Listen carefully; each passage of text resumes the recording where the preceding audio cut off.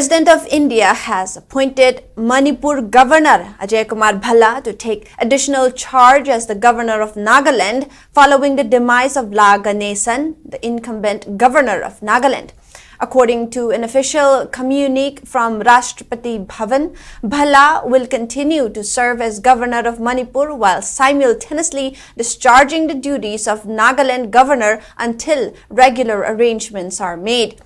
The appointment comes in wake of the passing of La Ganesan, who had been serving as the Governor of Nagaland since February of 2023.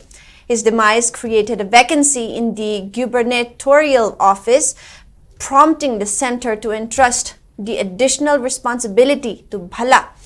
With the new assignment, Ajay Bhalla will oversee constitutional and administrative responsibilities of both Manipur and Nagaland, ensuring continuity in governance.